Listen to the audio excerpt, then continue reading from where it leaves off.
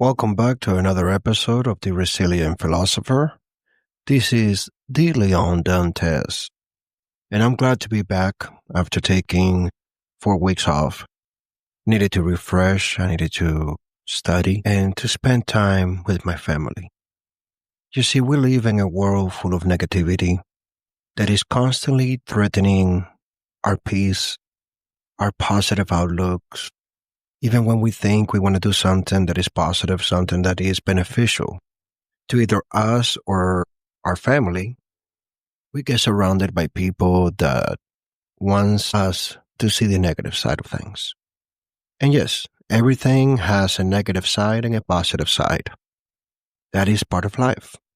Unlike mathematics, in life there is no zero. In life, the zero means death or the beginning. But once there's a beginning or an end, the rest of the story is full of positive or negative outcomes and views.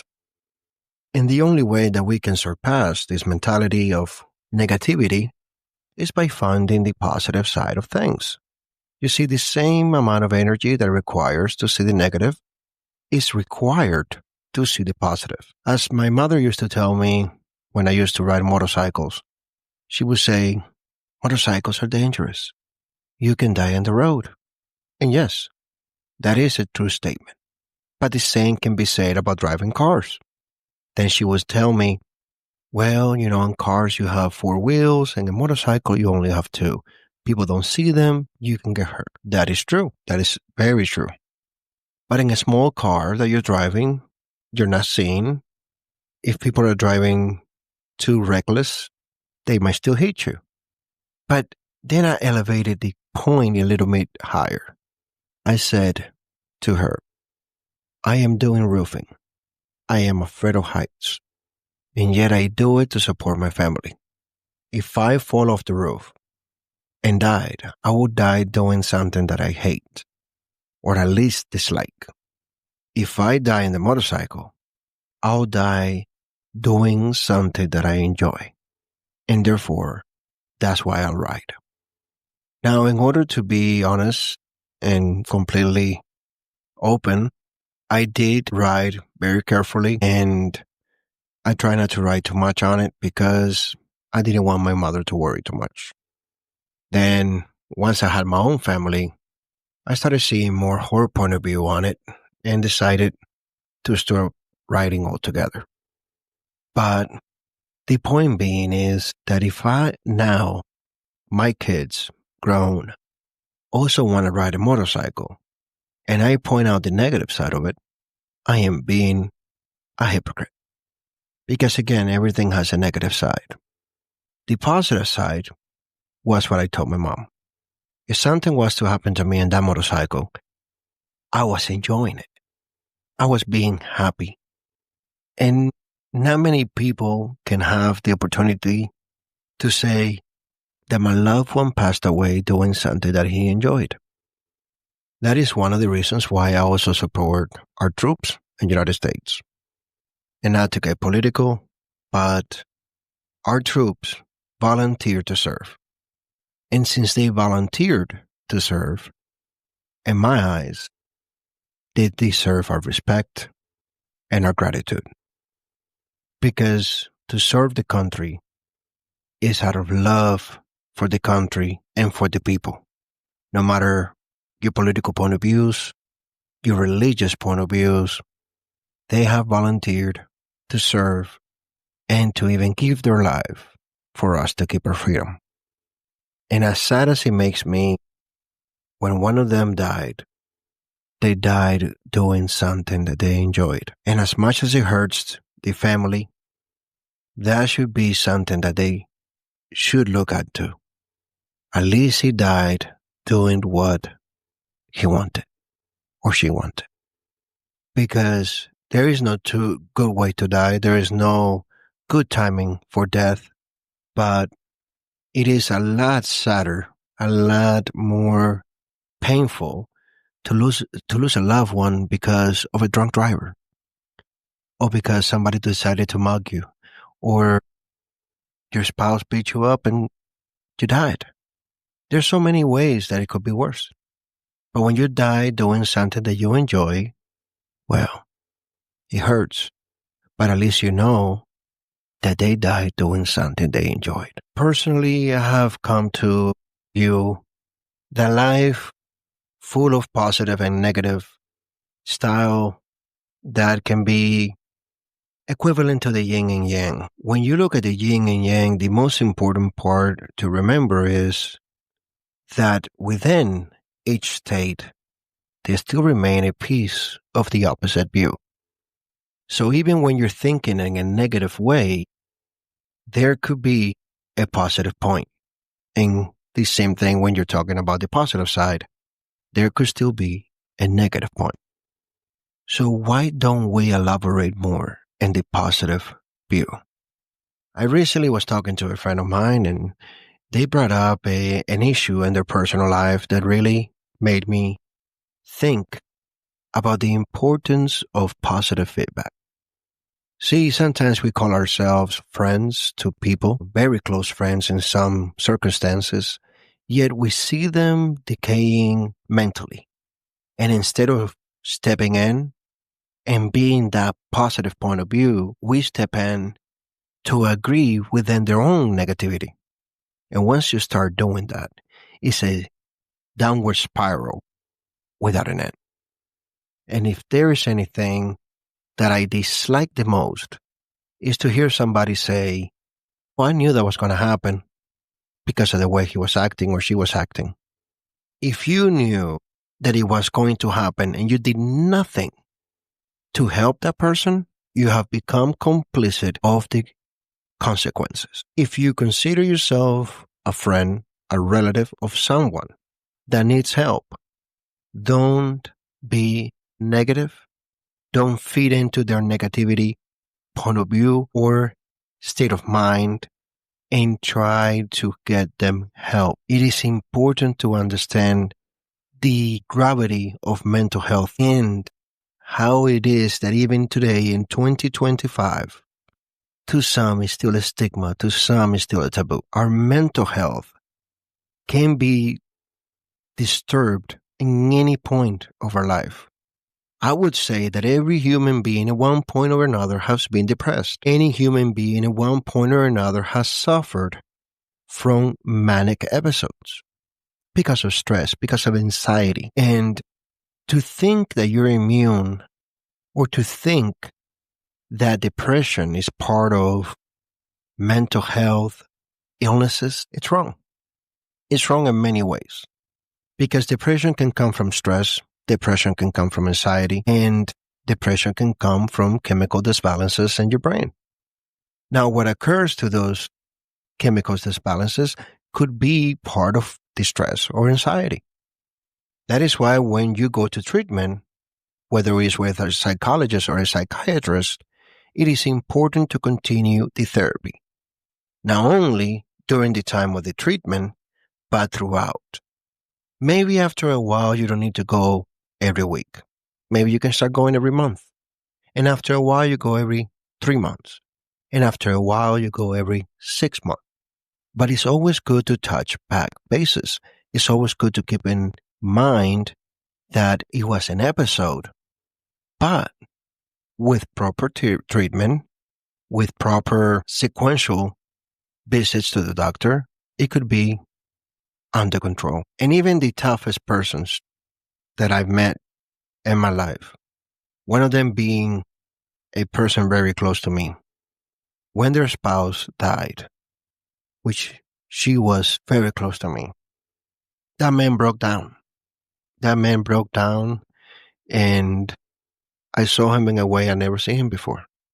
And I thought I knew him. I thought I knew him very well, but he broke down, and he did get up, and it took time. But he surrounded himself with people with positive mindsets, with positive view that were next to him and helped him during that terrible time in his life. In other words, if you right now are battling any form of mental health issue, do not hesitate to seek help. Tomorrow might be too late. Pick up the phone now. Call a suicide hotline. Talk to someone. It's almost, at times, it could be like your wheel getting stuck in your car. You just need a push, and it will give you the enough momentum to notice this is not the end. There is a tomorrow. I have a dear friend that every time where everything was going to what he considered and I would consider perfect, he would get stuck mentally. And it took years of knowing him to find out that he had tried multiple times to commit suicide, something that I would have never believed to be true. And it was through his endurance, through his resilience, and getting better, that the idea of the resilient mind, the resilient philosopher came to be. Why? Because when you look at the beast right in the eyes, when you look at that monster that is depression, that is bipolar disorder, and many other mental illnesses within the spectrum of psychology or the study of the mind or the psyche, once you look at that beast right in the eyes and you tame it to the best of your ability, and you say to yourself, I have it under control, I have complete, utter control over it, the beast can bite you back. So you can never be self-assured that you have that under control, because depression, specifically depression, it sneaks up on you. It waits until you think you're doing well. It waits until you think everything is going perfect. And then it only takes a pebble, tiny little pebble, to fall and collapse all that looked good to you. Again, nobody's immune from it. But it is important for us, the observers, to always try to be positive, to always try to help each other out, to always try to take the initiative to empower others to be better. And by empowering others to be better, I do not mean by calling them names and then saying, this is common sense. You should have known better. How dumb are you? That's not positive. That's not building them up. That's not empowerment. Empowerment would mean, I thought you knew about this. If I would have noticed you didn't know about it, I would have let you know. Unfortunately, yes, that's the consequences, but that's the end. Now let's see how we can fix it. Let's see how things could turn out better. Let's look at the positive side of this situation. Right off the bat, you're alive. You're here to tell me the story. That's a positive thing. We're able to talk about it and analyze it. Another positive thing. And then you build up on that, and slowly you can really build up a better point of view. But it's essential that us, the observers, to be positive. Remember that right now in the United States, at least, and around the world, there's a lot of negativity going on, especially in the news. And it's depressing. It's depressing in many ways, because if depending on where you are within the pendulum, you could be stressed out of consequences or be stressed out of completely different consequences. Because right now we're talking about economic issues, immigration issues, political issues, and identity issues, and even religious issues. So it is easy for anyone right now to truly fall into the abyss of negativity. So maybe it's time to do like I just did. Unplug from the world. Don't go on social media. Don't watch the news. If there is a need to find out something, it will pop up on your phone as an emergency broadcasting, whether it's a storm coming through or anything like that. If you are feeling stressed, depressed, with anxiety, why feed to it by watching the news? Why feed to it by watching what sells right now for some podcasters that are involved in politics and stuff like that, which is giving negative information? Because the truth doesn't sell. You see, the truth is only good for those who believe in it. Perhaps you have never met a person like this. I personally have. They go and ask for advice over the same situation to multiple people.